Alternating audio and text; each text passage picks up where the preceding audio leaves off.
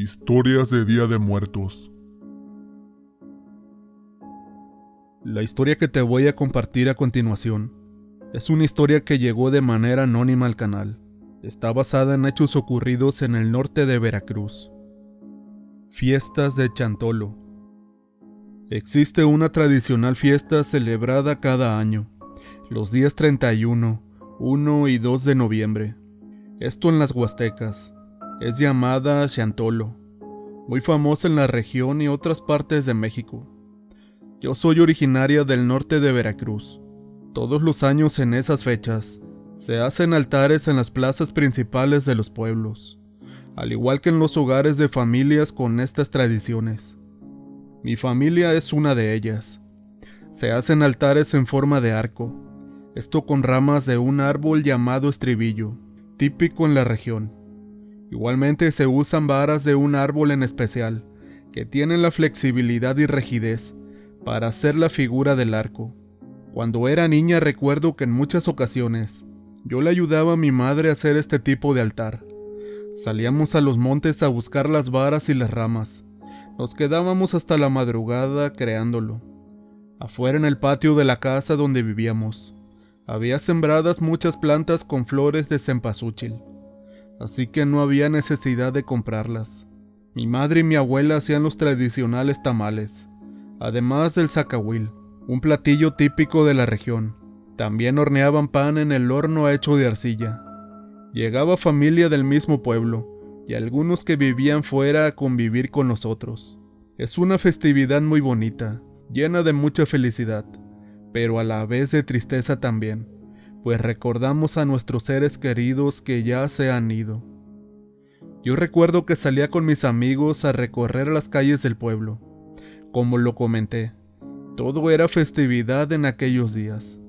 Visitábamos los altares de la plaza y de algunas casas de familiares o amigos. Es común en esos días que a donde vayas te inviten a comer la comida típica que haya preparado la familia. Por lo regular, al ser un pueblo chico, la mayoría de la gente se conoce. Por las calles del pueblo también hacen presencia las tradicionales parrandas. Estas son un grupo de personas, algunas 30 o en ocasiones más, que salen a bailar vestidos con trajes de diversos personajes. Hay desde diablos, políticos, monstruos, hasta los tradicionales hombres vestidos de mujer. Ellos recorren las avenidas más concurridas y hasta las calles que aún no son pavimentadas. Bailan al son de canciones tocadas con violín. Al frente de cada parranda, siempre va un hombre tocando un cuerno. Esto para informar a la gente que están cerca y hacia dónde se dirigen. Recuerdo que cuando era muy pequeña, se celebraban estas festividades. Yo andaba con mis primos más grandes atrás de una de las parrandas. Uno de ellos me dijo que le lanzara un cohete a uno de los enmascarados. Yo en mi inocencia y sin pensarlo lo hice. Prendí la mecha de uno y lo aventé a donde estaba el tumulto, cayéndole a un hombre vestido de diablo. Puedo recordar aún que este paró de bailar y me observó por varios segundos. Después de esto corrió hacia mí, gritando y además trató de pegarme con un chicote, o al menos eso parecía, pues yo arranqué a correr atrás de mis primos. Ellos, al ver la reacción de aquel hombre, también salieron corriendo sin importarles que yo me quedara sola. Después de varios metros, volteé y me di cuenta que aquel ya no me seguía. Regresó a seguir bailando, pero fue tal el susto que me llevé, que a partir de ese día le tengo cierto temor a estos personajes.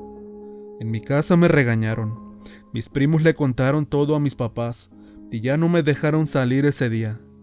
Estando ya en la preparatoria, alguna vez también participé en las parrandas.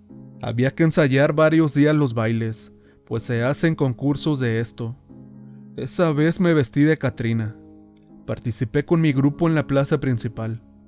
Ahí también se dan cita para concursar dicho día los grupos de parrandas de todas las comunidades y colonias o barrios del pueblo. Toda la gente se reúne para disfrutar del evento. Uno de aquellos años, en una comunidad muy cercana al pueblo, ocurrió un evento muy poco común y de cierta forma paranormal. Una persona muy conocida en el poblado participaba siempre año con año en cada evento de las parrandas. Salía con su grupo a bailar a las calles, también a los cementerios, pues hay personas que pagan para que vayan a bailar a las tumbas de sus familiares. Esa también es una costumbre muy arraigada en el lugar. Se dice que es para que disfruten y vean que aún nos acordamos de ellos. En esos días se pueden ver las tumbas desde muy temprano por la mañana, llenas de flores amarillas y otros colores. También no pueden faltar las ofrendas sobre estas. Ofrendas como cervezas, cigarros, aguardiente y las comidas que le gustaban al difunto.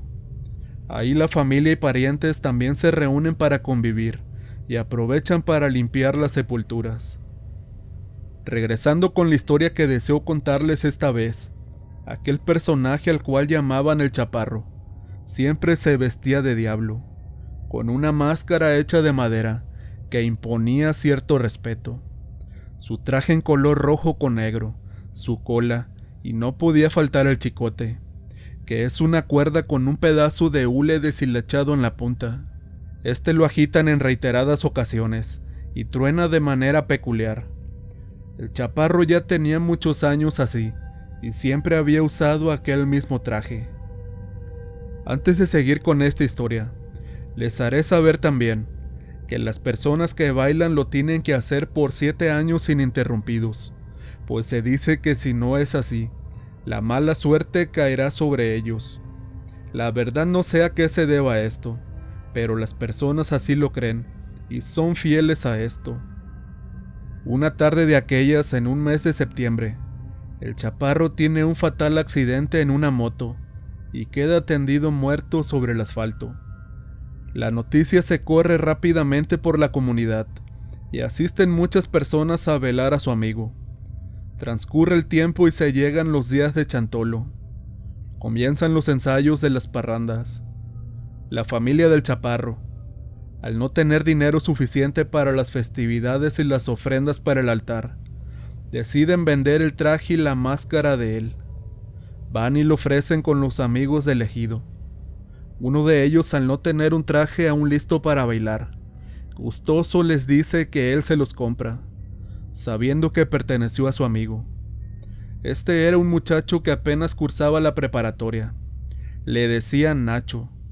El 31 de octubre, primer día de las festividades, Nacho sale a bailar junto con la parranda. Todo el día anduvieron zapateando al son del violín. Ya por la noche, después de haber convivido con los amigos y echarse unos tragos, se dirige a descansar a su casa. Llega y se quita el traje, cuelga la máscara en un clavo que está en la pared. De lo cansado y agotado que está, cae rendido en la cama. A eso de las 3 de la mañana, la mamá de Nacho despierta pues se escuchan ruidos poco comunes. Extrañada se levanta de la cama y por una ventana observa hacia afuera, pero no ve nada. Aquel ruido se sigue escuchando. Se oye como mucha gente habla y hace bullicio. Se da cuenta que el ruido proviene de la habitación de Nacho. Se dirige hacia allá y trata de abrir la puerta, pero no puede. Fue hasta después de algunos minutos que logró abrirla. Nacho parece estar dormido tranquilamente, pero se le hace inusual que no hubiera despertado por el ruido de la puerta. Trata de despertarlo, pero nada. Entonces voltea a ver dónde estaba la máscara colgada, y ésta parece mirarla de una manera retadora e intimidante.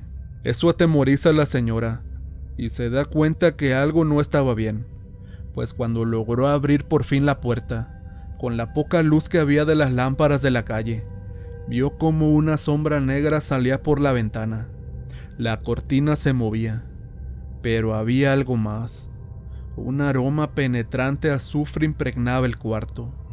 Sale a hablarle a su esposo para que venga a despertar a Nacho, pero cuando regresa Nacho estaba sentado en la cama y todo parecía estar normal. Solo la máscara observaba de manera inquietante y perturbadora. Nacho, con una mirada ida y perdida, dice que está muy cansado y que seguirá durmiendo. Sus padres regresan a dormir, pero saben que algo no anda bien.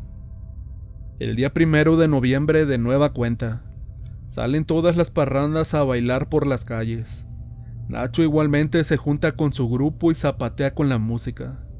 Transcurre así el día. La celebración está en su mayor esplendor. Por la noche, de nueva cuenta, después de tomarse algunas cervezas con los compañeros de parranda, Nacho se dirige a su casa a descansar. Se siente cansado, pero también nota como si alguien tras de él lo siguiera. Se siente observado. Al llegar se sienta en un sofá y su papá lo mira extrañado. Nacho de pronto comienza al parecer a hablar solo y a convulsionar. Su padre rápidamente le habla a la esposa para que lo ayude a calmar a Nacho, pero este no responde. Está como oído y sus ojos están en blanco. Ahora comienza a hablar con una voz muy grave y decía el nombre de sus compañeros de la parranda. Pepe, Luis, Pancho, me los voy a llevar a todos. Inmediatamente el papá sale a buscar a estas personas que nombraba y a los demás integrantes del grupo. La mayoría se encontraban en una cantina bebiendo alcohol aún. A otros fueron por ellos a sus casas. Cuando todos estaban reunidos ya, el papá de Nacho y otras personas mayores que saben sobre la tradición dijeron que todos tenían que ir al cementerio, donde estaba enterrado el chaparro. Consiguieron algunas camionetas y así lo hicieron, pero antes pasaron por Nacho a su casa, que seguía igual como en un trance. Cuando este vio a sus compañeros, los empezó a nombrar y apuntar con el dedo. Me los llevaré a todos, me llevaré a Nacho. Intentaba golpearlos, pero entre varios de los ahí reunidos los sujetaban difícilmente. Al llegar al cementerio, con las mismas luces de los vehículos y algunas otras lámparas, alumbraban el cementerio. Serían para esa hora las 2 de la mañana ya. Todos se bajaron y se condujeron hasta la tumba del chaparro. Cabe decir que era de las últimas, pegado al monte ya. Dirigieron también hasta allá a Nacho, quien seguía lanzando injurias y maldiciones. Poco a poco se acomodaron todos como haciendo un círculo, rodeando la sepultura. A Nacho lo acostaron sobre esta. Inició la música y todo el grupo empezó a bailar y a gritar como es su costumbre. Los perros de casas cercanas al panteón comenzaron a aullar y a ladrar desesperadamente, como si vieran o presintieran algo malo. De nuevo un olor a azufre muy fuerte impregnaba el lugar, y así el ambiente se hizo aún mucho más escalofriante. Se terminaba una canción y seguían bailando. Las personas mayores decían que no podían parar hasta que ese espíritu ser del infierno saliera de Nacho y se marchara. Pasó así una hora y aquello aún seguía. Nacho se carcajeaba de la peor manera que te puedas imaginar y lanzaba amenazas de llevárselos y gritos al aire. Cuando vieron que no podían con él, lo llevaron a la plancha donde llevan a los difuntos para hacer la última oración. Esto igual dentro del cementerio. Lo acostaron ahí sujetándolo entre varios hombres. Su papá le hablaba y le gritaba a Nacho: Nacho, Nacho, regresa, hijo, aquí estamos contigo. Pero más se reía y gritaba: Nacho es mío, y me lo voy a llevar. Tú también te irás conmigo. Todos se irán conmigo. Dos de las personas ahí presentes no aguantaron la impresión de ver y escuchar aquello. Se desmayaron. El asombro fue bastante. Al no saber qué hacer ya para ayudarlo, uno de los ancianos le dijo al señor papá de Nacho que con un chicote y un palo o una rama de árbol azotara el cuerpo de su hijo fuertemente, gritándole al que lo poseía que se marchara de él, que él no era bienvenido ahí. Rápidamente alguien le dio un chicote y buscaron el palo. El papá comenzó a azotarlo primero con el chicote y le gritaba que quien estuviera ahí dentro se marchara. Después con el leño lo impactaba fuertemente también. Se podía ver cómo brotaba sangre por las heridas causadas. Fueron más de 10 minutos que duró aquella flagelación. De momento llegó un hombre amigo de aquel grupo. Llevaba agua bendita en una botella. Se la dio al papá de Nacho y se le ungió en todo el cuerpo. Nacho seguía postrado, pero ya más tranquilo. Solo balbuceaba alguna que otra palabra. El olor a azufre y putrefacto aún seguía en el aire, pero poco a poco se fue extinguiendo, al igual que la sensación de pavor y pánico de los integrantes de la parranda. El señor se miraba aún preocupado, pero era menos que cuando comenzó todo. Dijeron que lo dejaran descansar ahí un buen rato, a ver si solo volvía en sí. La cara de todos era cabizbaja, solo se miraban entre sí. Alguno que otro hacía algún comentario, pero la mayoría estaba sin palabras. Así transcurrieron 2 horas, y decidieron que se llevarían a Nacho. Lo subieron a la parte de atrás de la camioneta, a la batea, y se marcharon. La mamá de Nacho cuenta que ella se quedó velándolo lo que restaba de la noche. Por la mañana por fin despertó, pero se miraba diferente. Aún parecía estar adormitado. Lo poco que podía hablar, decía que se sentía dolorido y sin fuerza. Le dolía la cabeza. Fue hasta pasar un par de semanas más que Nacho pudo recuperarse completamente. Se le veía por las calles ya más activo y platicador. En su cuerpo se podía notar los hematomas y moretones que le dejó aquella increíble experiencia. Experiencia que lo dejó marcado para toda la vida y que no creo le gustaría volver a repetir. Aquel traje maldito y la máscara fueron incinerados prontamente por la familia.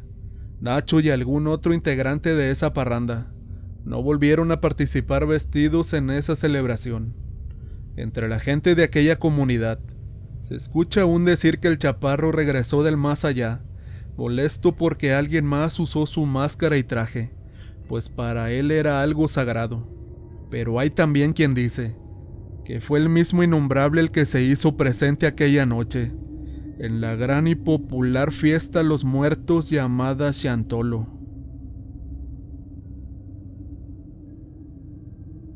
El pequeño Pepe. Es una historia compartida por el joven Ángel desde el estado de Veracruz. Soy maestro de profesión. Me desempeño actualmente en una escuela privada. Siempre he trabajado por contratos de un lugar a otro, dentro del estado de Veracruz principalmente. Actualmente tengo 44 años. Les contaré una historia que me sucedió cuando conseguí mi primer empleo. Esto allá en una comunidad cercana a Yahualulco. Ahí vivían muy pocas personas y solo eran unas cuantas aulas para impartir las clases. En el lugar trabajaba uno de mis amigos. Por medio de él supe de la vacante que estaba disponible. Sin perder mucho tiempo fui a preguntar y gracias a Dios corrí con suerte, pues enseguida me contrataron. El único problema que le veía ahora es que me quedaba muy retirado a ese lugar. Así que me vi en la necesidad de quedarme allá toda la semana de clases e ir solo fines de semana a mi casa. El primer día que fui a dar clases fue a mediados del mes de octubre. Me di cuenta de que aparte de estar lejos, la carretera estaba en muy malas condiciones. Era de solo 2 carriles, ida y vuelta. El autobús en el que iba estaba muy lleno siempre. Esto porque solo entraba a la comunidad 2 veces al día. Cuando por fin llegué, todos me recibieron amablemente. 3 maestros que estaban ahí, así como los padres de familia del lugar. Una familia se acercó a mí y me ofreció amablemente hospedaje además de comida. Me ayudaron a llevar mis cosas, que no eran muchas, a la parte de atrás donde estaban los salones de clases. Ahí a un lado se encontraba un pequeño cuarto de madera. Este estaba junto a la casa de la familia. Al terminar de acomodar las cosas regresé a la escuela. Comenzaron las actividades. Me tocó un grupo con 16 alumnos, entre niños y niñas. Comencé a ganarme su confianza poco a poco. La primera semana de clases fue muy agradable. Así se llegó el Día de Todos Santos, y como en la mayoría de escuelas en México, se acostumbra a poner los altares y ofrendas. Aquí no fue la excepción y así lo hicimos. Comenzamos a buscar ramas de tinaja. Con estas se forma el altar. Fuimos al monte varios maestros y alumnos. Las alumnas y los niños más pequeños se quedaron a hacer los demás preparativos. Después de un par de horas volvimos con lo necesario para comenzar a trabajar en el altar. Algunas mamás llegaban con flor de muerto o cempasúchil, como se les conoce comúnmente, también dulces y comidas para la ofrenda. Así transcurrió todo el día con normalidad. A la mañana siguiente, muy temprano, después de ir a un rosario, a la casa de un padre de familia, me dirigí al aula. Faltaban solo algunos detalles. Al abrir la puerta pude notar que olía como incienso. Pensé que algún papá había estado ahí antes que yo, y no hice mucho caso. Ponía los últimos arreglos al altar. Cuando en eso estaba, escuché que se abría la puerta del salón lentamente. Al voltear vi entrar a un niño pequeño, tal vez de algunos 10 años. Vestía de mezclilla y botas vaqueras. Lo raro es que se miraba algo sucio. Cuando se acercó a mí, pude darme cuenta que tenía los ojos llorosos. Le pregunté que si vivía cerca de la escuela y contestó que sí, que tenía mucha hambre, dijo, que su mamá lo había regañado por comerse los dulces de la ofrenda de su casa. Le dije que no pasaba nada, que la comida era para eso, pero en ese momento se puso a llorar y dijo que se estaba escondiendo de su mamá porque le quería pegar. Tomé uno de los dulces de la ofrenda y vi cómo lo comía con gran voracidad. Me dijo que si quería unas manzanas. Le contesté que sí. Me tomó de la mano y dijo que lo acompañara a la parte de atrás del salón. Ahí nos metimos hacia un monte, donde había muchos árboles. Caminamos algún par de minutos, llegando a donde habían unos pequeños árboles de manzano. La verdad es que se podían mirar bastante extraños, como si estos estuvieran secos. Había manzanas tiradas en el suelo ya secas también. El niño tomó algunas y me las dio. Me decía que no le dijera a su mamá que lo había visto. Yo le dije que no, pero que me dijera su nombre. Dijo que solo lo llamara Pepe, pues así le decían todos en su casa. Comenzó a comer una manzana y yo hice lo mismo. La verdad es que eran muy dulces, estaban muy ricas, todo lo contrario a como se veían. El niño de un momento a otro se echó a correr hacia el salón, en dirección a las casas. Pensé que se le había pasado el sentimiento y que regresaría para su casa con la familia. Yo hice lo mismo, me dirigí hacia el salón. Al llegar ya se encontraban allí algunos padres de familia, así como algunos alumnos, listos para seguir acomodando la ofrenda y terminar de preparar el altar. Pasando ya un buen rato, las señoras comentaron que irían por la comida y tortillas, pues ya el apetito estaba a la orden del día. Después de comer platicamos acerca de los siguientes eventos que se suscitarían en el lugar, además de otras cosas.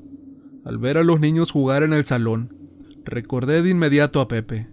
Me dirigí hacia el salón para buscarlo. Como no lo vi, pregunté por él, a lo que ninguno de los niños supo de quién se trataba. Yo nada conforme y bastante intrigado. Le pregunté de inmediato a una de las mamás que se encontraban en el lugar, pero ésta se sorprendió más que yo, preguntándome una serie de detalles de aquel pequeño, así como de hacia dónde se había ido. Esta sin más me pidió que nos saliéramos del salón, para hacer énfasis en su descripción física, y sobre todo la ropa que llevaba aquel niño. Yo la verdad ya me sentía bastante confundido. ¿Por qué tantas preguntas?, me decía. Pero después de unos segundos de silencio, la señora cabizbaja me dijo que aquel niño había sido el hijo de un antiguo maestro de la escuela, y que justamente en esos días lo había llevado al lugar para que el pequeño se distrajera un poco. Pero como todo niño, era bastante inquieto. Su madre también los acompañaba. En uno de los días que estuvieron en la escuela, la madre, al darse cuenta que su hijo jugaba muy bruscamente con algunos de los niños de ahí, ésta lo regañó muy severamente, tirándolo del brazo y obligándolo a sentarse junto a ella. El niño estuvo un rato con ella, pero en un descuido el pequeño se fue de nuevo a jugar con los demás niños. Se subieron a los árboles de manzano aventándose los frutos, hasta que desgraciadamente las risas se convirtieron en llantos, pues no se sabe cómo pasó, pero Pepe se cayó del árbol y murió instantáneamente, debido al golpe que recibió en la cabeza. Yo no podía dar crédito a lo que esa señora me contaba. ¿Cómo era posible que ese niño estuviera muerto si yo lo vi? Me dio la mano. Me sentí muy triste por ese niño. En ese momento comprendí por qué él estaba llorando cuando lo vi. Pero para las personas en este lugar, es muy común que ese pequeño apareciera en los días de Día de Muertos, o en algunos de los altares de las casas de alrededor. Uno de los siguientes días a esto, una señora se tomó la molestia de mostrarme una foto del antiguo maestro donde se podía ver a José, pues ese era su nombre real, y efectivamente era el mismo que me llevó a comer unas deliciosas manzanas. Todo aquello me marcó de por vida, pues como la mayoría de las personas, jamás había tenido una experiencia de este tipo. Hoy, como cada noviembre, es algo que recuerdo, y siempre que tengo oportunidad, pongo algo de ofrenda para el pequeño Pepe, pues ellos viven más cerca de nosotros de lo que nos podamos imaginar.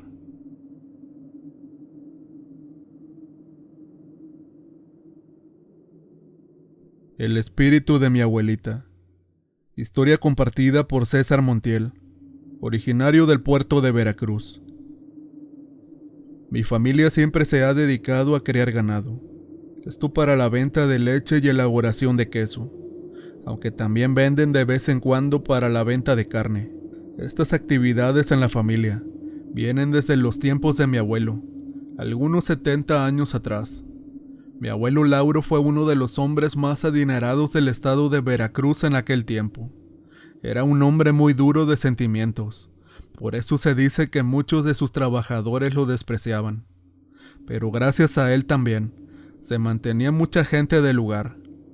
Recuerdo que en los días de muertos 31, 1 y 2 de noviembre, la venta de carne aumentaba bastante. Buscaban mucho a mi abuelo. Mi abuela aún vivía. Yo tendría algunos 25 años. Recuerdo que era muy dedicada y trabajadora, y así fue hasta los últimos días de su vida. Cada mañana desde muy temprano, la miraba preparando el desayuno para la familia. Desgraciadamente, un día comenzó a sentirse mal y ya no se recuperó. Una tarde murió. Para todos fue una gran pérdida. Le lloramos mucho.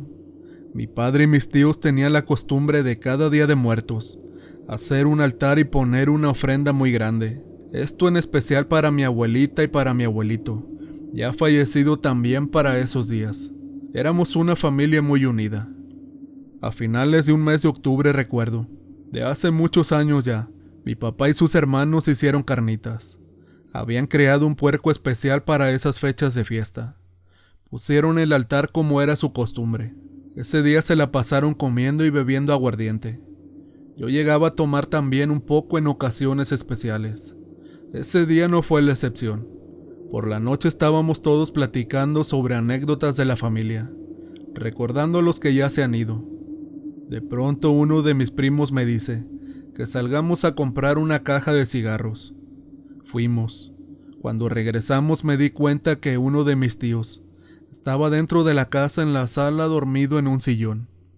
Nosotros seguimos afuera con los demás.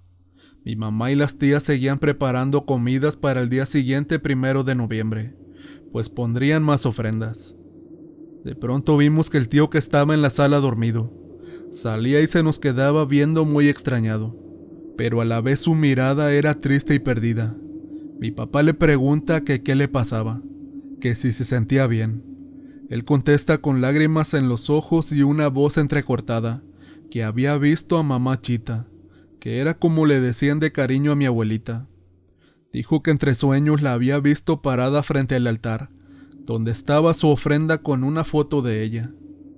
La vi claramente comiéndose sus tamales de costilla, que tanto le gustaban, y su vaso de aguardiente empinándoselo. Al principio solo fue entre sueños, pero después abrí los ojos y ahí estaba ella, parada justo frente al altar. Vi cómo se despedía de mí diciéndome adiós con la mano y se persinaba frente a la imagen de la Virgen. Mi tío, después de contarnos esto, dice que sintió mucha tristeza, pero a la vez alegría por volverla a ver. Él quiso levantarse e ir corriendo a abrazarla, pero no pudo moverse ni decir una sola palabra. Cuando por fin recuperó la movilidad, dice que ella ya no estaba. Había desaparecido en la puerta. Después de algunos segundos por fin reaccionó y pudo moverse. Rápidamente salió a decirnos lo que acababa de ver. Nosotros confundidos entramos a ver hasta dónde estaba la ofrenda. Nuestra sorpresa fue mayor. La cacerola donde estaban los tamales favoritos de mi abuelita estaba incompleta. Créanme que faltaban unos cuantos. El vaso de aguardiente estaba a la mitad. Además de eso, tenía marcas de grasa por la comida, como si realmente alguien hubiera estado comiendo ahí. Revisaron a mi tío de su boca y manos para ver si había rastros de comida, pero no. No había señas de nada.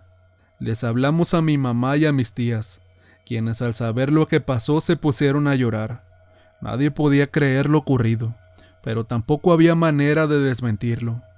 Mi tío era un hombre que tomaba mucho, pero a partir de aquel día se volvió aún más alcohólico. Dejó de trabajar y se la pasaba solo en las cantinas del pueblo. Pero eso no era todo. Ahora solo hablaba de mi abuelita. Decía que se quería ir con ella. Él aún era un hombre muy joven. En esos días tendría algunos 42 años. Pero aquello lo dejó profundamente afectado. Lo metieron a varios centros de rehabilitación, pero no entendía. Poco a poco fue cayendo en depresión. Mis tíos, al verlo así que no dejaba de tomar, decidieron ya no internarlo más. Lo dejaron a su suerte. Su salud estaba cada día peor. Le habían diagnosticado cirrosis. Aún así seguía con el vicio a diario. Por las noches dice la gente que se le veía en el cementerio, junto a la tumba de mi abuelita, llorando y pidiendo su regreso. Parecía ya estar muy mal de la mente también. Ahora ya ni siquiera llegaba a la casa. La mujer que vivía con él lo abandonó cuando vio empeorar la situación. Nunca tuvo hijos, solo vivía con ella. Muchas veces personas del lugar nos platicaban que veían a mi tío tirado en los montes llorando y gritando el nombre de su mamá, diciendo que se quería ir con ella. Recordando esto se me llenan los ojos de lágrimas, pues yo también lo llegué a ver en esa penosa situación. En sus últimos días era ya como un niño pequeño. Solo tenía a mi abuela en su cabeza. Fue muy triste todo eso, pues la familia no pudo hacer más nada por él. Un día de agosto, a altas horas de la madrugada, uno de los trabajadores de un rancho vecino llegó a avisar a la familia que mi tío había sido encontrado sin vida en un vado dentro del rancho. Esa noticia caló muy hondo a todos. La muerte de un ser querido es algo que no se le desea a nadie. Fue muy triste por las condiciones en que sucedió todo. Algunos familiares llegaron a decir que mi abuelita se lo había llevado, algo que la mayoría y yo creímos muy absurdo y descabellado. Fuimos a recoger el cuerpo. Al parecer mi tío murió por su avanzado mal en el hígado. Hoy en día seguimos recordándolo. Cada año le ponemos ofrendas, siempre con el bonito recuerdo y la intención de volverlos a tener con nosotros, aunque sea un día del año. Ánimas benditas en el camino. Historia compartida por el joven Eric Monfit, originario del estado de Veracruz. A finales de la década de los 70s, el pueblo de donde soy originario era aún más pequeño que en la actualidad, al igual que el número de sus habitantes. Desde muy chico y desde que tengo uso de razón, recuerdo que mi familia ha sido muy humilde, aunque eso sí, siempre muy trabajadora. Mi padre desde muy joven aprendió el negocio de la madera y la elaboración de carbón en el monte, pero especialmente la crianza de cerdos, era lo que más se dedicaba. Mi madre igual era una mujer de campo. Se casaron muy jóvenes y tuvieron a mis 2 hermanos y después a mí. Pronto nos enseñó también a trabajar la tierra, sembrar maíz, papa, quelites y frijol. Acostumbraba traernos a su lado. Él decía que la naturaleza era muy bondadosa, pero que la tierra no producía sola, había que trabajarla. Tras la pequeña casita donde vivíamos, teníamos una chocita que era un chiquero, el corral donde teníamos a los cerdos. Ahí los engordábamos para después venderlos por kilo, por pieza o en canal. Mi papá era muy conocido en el lugar por hacer ese trabajo. Sacaba cerdos 3 o 4 veces al año, y en cada ocasión, de 8 a 11 animales. Siendo sinceros, a nosotros como niños, casi adolescentes, se nos hacía muy aburrido su crianza. Darles de comer y tener que lavarles el chiquero no nos gustaba para nada, pero teníamos que hacerlo. Cuando llegaban los meses de noviembre y diciembre, recuerdo que llegaban también las fiestas, comuniones, confirmaciones o bautizos. Para mi papá eran días muy buenos, pues le hacían muchos pedidos de cerdos para dichos eventos. Uno de esos años me acuerdo muy bien, que a mi padre le habían apartado 3 de los cerdos más grandes que tenía en aquel momento. Eran para un señor, dueño de uno de los aserraderos más fuertes por aquel entonces. Con ese señor mi papá trabajaba en algunas épocas.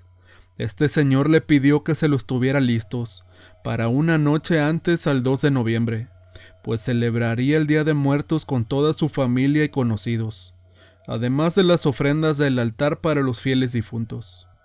Mi papá en ese tiempo no tenía camioneta o en qué moverse para entregar los animales, así que cada vez que tenía que entregar en lugares muy alejados, se veía en la necesidad de pedirle la camioneta prestada a uno de mis tíos, y esa vez no fue la excepción. Al ser 3 animales los que había que llevar, le pidió a uno de sus amigos que lo acompañara para ayudarle a subirlos y bajarlos. Llegó el día acordado para la entrega. Era 1 de noviembre por la tarde. Estaba nublado totalmente. Había mucha neblina, de esa que no te deja ver a varios metros de distancia. Mi mamá le decía a mi papá que mejor no fuera, que se esperara para el día siguiente por la mañana, pues era muy peligroso el camino hacia aquella hacienda, y más con ese clima, pues es de voladeros y caminos bastante estrechos. Pero mi padre era un hombre muy necio y acostumbrado a hacer lo que él quería. Benito, su amigo, también le decía que no sería fácil llevarlos, pues la camioneta, aunque estaba en buenas condiciones, era pequeña. Era de 6 cilindros. No era muy adecuada para llevar 3 animales de más de 110 kilos cada uno. Yo, siendo el hijo menor y casi un niño aún, me gustaba mucho andar con mi padre. A donde quiera que fuera lo acompañaba, y más aún, si iba en alguna camioneta a traer pastura o a entregar cerdos. En fin, esa tarde no hubo poder humano que hiciera cambiar de opinión a mi papá. Benito y él subieron los puercos a la camioneta. Mi mamá se podía ver muy preocupada, pero ya conocía cómo era mi papá. Solo le decía que tuviera mucho cuidado. Este se despidió de mi mamá. Subimos a la camioneta y nos fuimos. Mi papá sabía manejar bien. Hasta ese día nunca había tenido ningún percance. Benito le decía que iba a estar complicado, pues podría quedarse atascada la camioneta, y esos caminos, aparte de peligrosos, estaban bastante solos. Los cerdos iban atados a los tubos de la camioneta. A ratos se tironeaban haciendo que ésta se moviera bruscamente. Siendo una camioneta pequeña, hacía que al pasar por pequeños vados, diera la sensación de que se voltearía. Mi papá iba muy tranquilo, platicando con Benito de cuántos cerdos había vendido ese año, que ya estaba próximo a finalizar. La neblina se hacía cada vez más pesada, tanto que la noche iba cayendo. Yo, siendo un niño, no veía ni me daba cuenta de los peligros que conlleva el transitar un camino así de rocoso, mojado y estrecho. De pronto, a lo lejos pude divisar unas pequeñas luces. Parecía ser a la orilla del camino. Un par de minutos después, me di cuenta que ahí había una pequeña casita. Vendían aguardiente, se podía leer. Ahí se detuvo mi papá y mandó a Benito a comprar una botella de medio litro. Un poco para el frío no hace daño, decía Benito mientras se encaminaba a comprar. Cuando regresó, aparte del aguardiente, Traía un refresco en bolsa para mí. Seguimos avanzando recorriendo aquel sinuoso camino. Un par de kilómetros más adelante, de pronto los animales comenzaron a gritar descontroladamente. Camino atrás y gritaban de repente, pero ahora parecían estar muy alterados. Aún así suponíamos que aquello era normal, ya que iban muy incómodos, amarrados de las patas traseras para que no fuesen a saltar de la batea, aunque tenía tubos pero la tapa de atrás no la tenía. Mi papá trató de orillarse y se paró por un momento. Bajó a revisar qué ocurría. Pensó también que tal vez se habían enredado con las sogas que iban amarrados y se estuvieran lastimando, pero no. Al subir de nuevo rápidamente dijo que no tenía nada, que solo tenían miedo, algo muy normal por el hecho de ir en movimiento. Seguimos la marcha, pero justo antes de llegar a un río, que es el que divide los dos municipios donde nosotros vivimos y al que nos dirigíamos, se podía ver a lo lejos ahora una fogata. Esta estaba a la orilla del camino, lo que puso en alerta a mi papá y a Benito también, quien sacó un machete que llevaba. Le dijo a mi papá: «Aguas, porque pueden ser esos que se andan robando los animales». Había muchos rumores sobre el robo de ganado en los alrededores en aquel momento. Mi papá fue bajando aquel camino más lentamente de lo que ya lo hacíamos de por sí, por el andar de la camioneta. Los cerdos no paraban de gritar. Nos fuimos acercando poco a poco a la fogata, con algo de incertidumbre. Al alumbrar con las luces de la camioneta, pudimos notar que se trataba de dos personas. Parecían ser una pareja de personas adultas muy normales. Estaban sentados sobre unos troncos comiendo elotes asados. Aunque ahí ya era un tramo de camino donde el ir o regresar ya estaba muy retirado de las casas y poblados. Benito, que iba del lado del copiloto, se asomó y les preguntó que para dónde iban, que si necesitaban un aventón. El hombre le respondió que iban para arriba, que iban al cementerio a dejar flores a unos familiares difuntos. Eso a nadie de los tres se nos hizo extraño, pues era día 1 de noviembre. Estas personas llevaban consigo 2 lonas llenas de cosas, que según dijeron era despensa. Le entregarían a sus familiares después de visitar el panteón. Mi papá y Benito bajaron de la camioneta. Les ayudaron a subir las lonas hasta la parte de atrás, pues los animales con el alboroto que llevaban las podrían romper. Aquella singular pareja rondaría tal vez los 50 años. Se miraban muy jóvenes aún. El señor llevaba puesto un sombrero color negro, grande. Créanme que no se le lograba ver bien el rostro. Siempre trataba de ocultarlo. Eso lo pude captar desde un principio. Igualmente pasaba lo mismo con la señora. Ella portaba un rebozo de color negro. Su actitud hacia nosotros siempre fue bastante rara. Entonces mi papá les ofrece que se vayan adentro en la cabina, para que fueran sentados. Aparte que hacía frío y estaba la llovizna. Pero los dos se negaron rotundamente.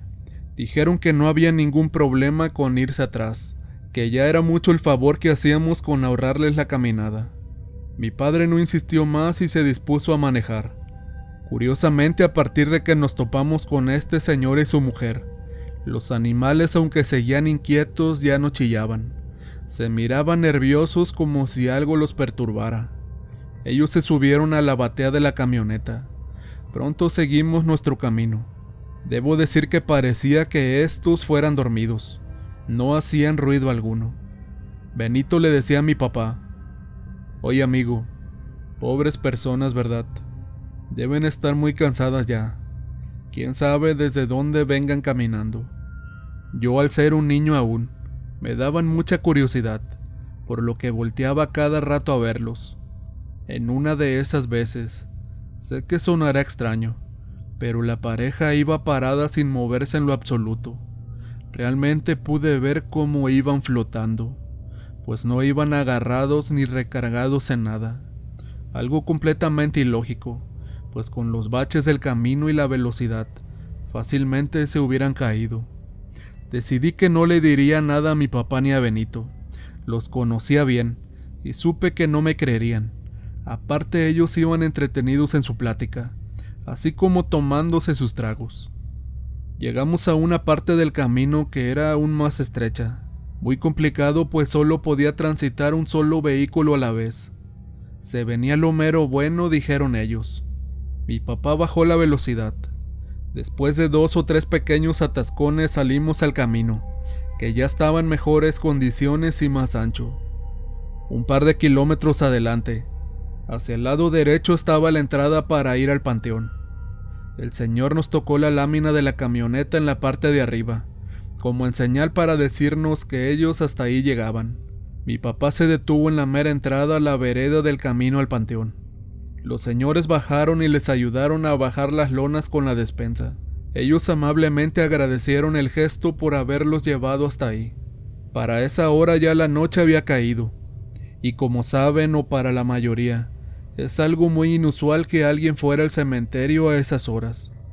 Mi papá se cuestionaba eso también, pero no quiso decir nada para no tener algún disgusto con los 2 desconocidos. Creo que ellos no habían notado nada fuera de lo normal hasta ese momento. Cosa extraña, pues como dije, yo noté varias cosas desde un principio, pues no dejaban que viéramos sus rostros, además de que trataban también de evitar las luces de la camioneta. Cuando casi estaban a punto de marcharse, la señora sacó de entre una lona una bolsa de pan, diciendo que era para nosotros. Además les dijo que rezaran mucho por ella y por su marido, diciendo también: estos días son muy especiales para nosotros.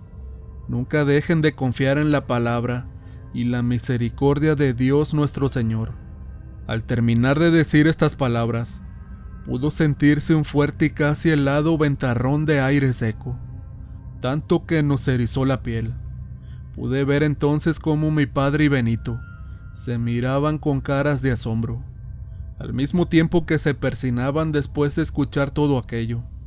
La pareja emprendió su camino hacia el camposanto, con una lona cada uno al hombro y asemejando, como si éstas no tuvieran el mínimo peso. Vi perfectamente cómo esas 2 personas entraban al panteón, caminando normalmente como cualquier otra persona. Después de un par de minutos, aún boquiabierto, mi papá emprendió la marcha, sin decir una sola palabra acerca de lo que habíamos presenciado. Solo veía cómo Benito le daba de tragos a la botella de aguardiente. Así hasta que llegamos a una pequeña comunidad, antes de llegar a la hacienda donde nos dirigíamos. Nos bajamos y solo escuchaba cómo se preguntaban entre ellos que si habían visto lo mismo, que si eran gente del pueblo y más. Después de eso les conté lo que yo había notado, desde que se habían subido a la camioneta en la parte de atrás. Era la palabra de un niño, pero dentro de todo eso, terminaron por darme la razón. En esa pequeña comunidad que nos habíamos parado, nos encontramos con un señor ya de edad muy avanzada, quien al ver el estado de asombro de mi padre y el de Benny, se nos acercó preguntando que si habíamos tenido algún percance en el camino. Estos sin más le platicaron lo sucedido con aquella pareja extraña, a lo que este señor, como si nada pasara, solo respondió que no se asustaran, que aquella pareja eran Lola y Venancio. Entonces empezó a relatar que tiempo atrás ellos habían sido trabajadores de un pequeño ingenio cercano al lugar, quienes diariamente recorrían ese camino para llegar a sus labores. Así fue durante muchos años. Era una pareja que nunca pudo concebir hijos. Toda su vida habían trabajado muy duro. Era bien sabido que tenían sus ahorros por su trabajo en dicho ingenio, además de algunas ventas de animales. Se dice que en un mes de octubre, ellos habían bajado al pueblo para surtir la despensa y prepararse para el Día de Muertos, pero para su mala suerte, fueron sorprendidos en el camino por varios hombres, quienes desalmadamente los ultimaron a balazos para despojarlos de su dinero. Muchas personas aseguran verlos en ese preciso lugar. Otros cuentan que los han visto en la entrada del panteón, con sus lonas llenas de cosas, con todo aquello con lo que nunca pudieron llegar. Al escuchar todo aquello, Nosotros pudimos confirmar que efectivamente esa pareja era quien había subido a la camioneta. En ese momento yo no lo comprendí del todo, pero aquellas personas que habíamos encontrado eran ánimas que vagan tal vez sin encontrar aún su descanso. Quizá para mucha gente esto suene imposible, pero existen muchas cosas que la ciencia y el hombre nunca podrán darles una explicación certera. Yo les puedo asegurar que todo aquello fue muy real, y no fui el único en presenciarlo. Todo terminó como se tenía previsto. Aquel Todos Santos o Día de Muertos fue especial por esa experiencia. Se lo contamos a mi mamá, a mis hermanos y demás familia, hasta uno que otro amigo, y así se regó el rumor, que por cierto fue tema de conversación en el pueblo todos aquellos días. A la mañana siguiente mi papá entregó la camioneta. Sorprendido llegó a la casa con la bolsa de pan que la señora nos había dado cuando se bajaron de la camioneta. Eran piezas de pan completamente real, blando y con un aroma exquisito. Se lo mostramos a la familia y así lo tuvimos varios días, mostrándolo a la gente que incrédula se negaba a creer lo que habíamos presenciado aquella noche. Por obvias razones no lo comimos. El padre del pueblo fue a nuestra casa para ser fiel testigo de ese pan que nos dejaron aquellas ánimas. La postura del padre era indecisa, puesto que en parte nos creía y en otra no, pues decía que no había cómo comprobar que ese pan era realmente venido del más allá. Al final el pan se lo llevó el cura. Lo conservaron en la iglesia hasta que no se supo más de ello. Si lo tiraron o desapareció, no se supo jamás. El tema fue quedando en el olvido.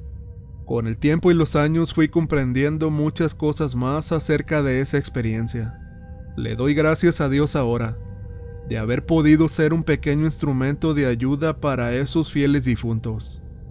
En la actualidad muchas personas, especialmente visitantes que llegan al pueblo, aseguran ver a una pareja caminando por las orillas de aquel camino. Aún en el día son muchas ya las versiones que relatan haberse topado con ellos, sin saber que realmente aquella es una pareja de difuntos.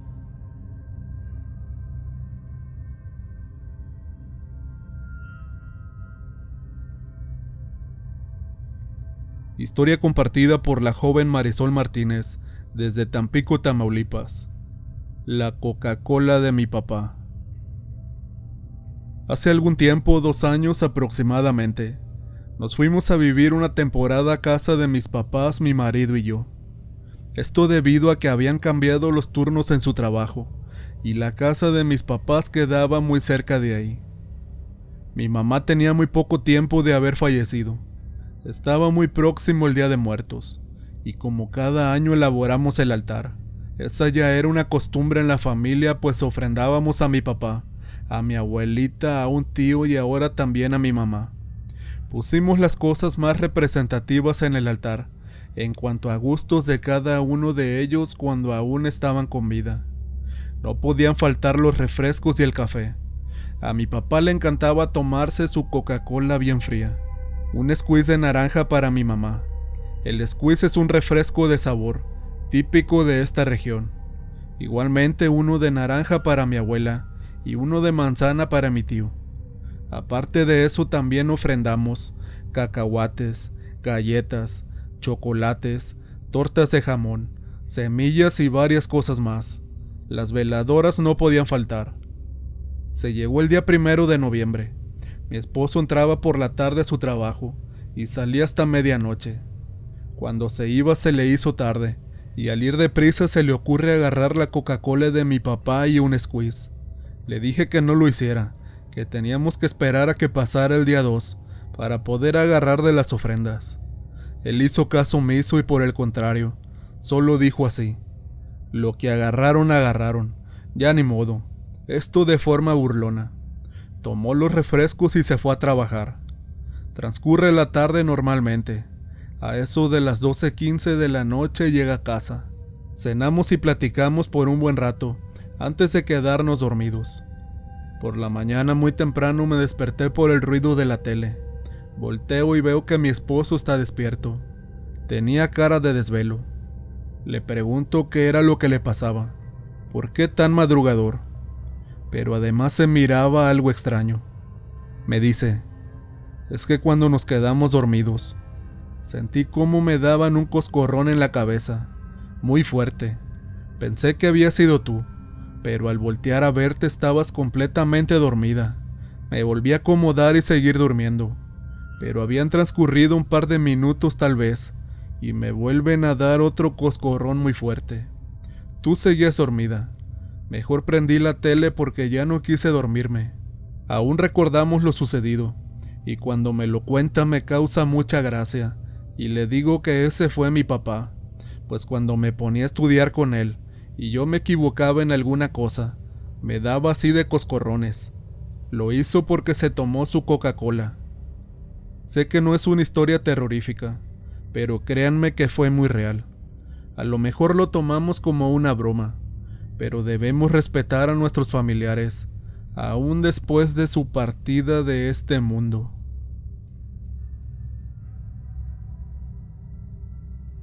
Historia enviada por el señor Santos Yagamino y vivida por el joven Adolfo. Mi abuelo regresa del más allá. Hace 7 años mi abuelo falleció por complicaciones de una crisis asmática, enfermedad que padecía de hacía muchos años.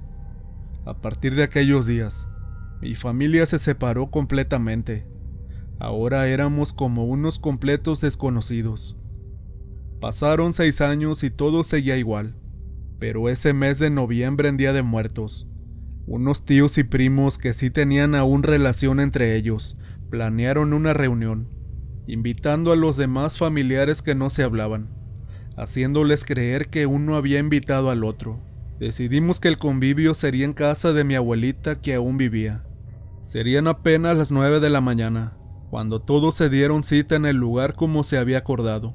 Fue temprano para que entre todos pusieran el altar, y las mujeres cocinaran para las ofrendas comidas que en vida eran sus favoritas.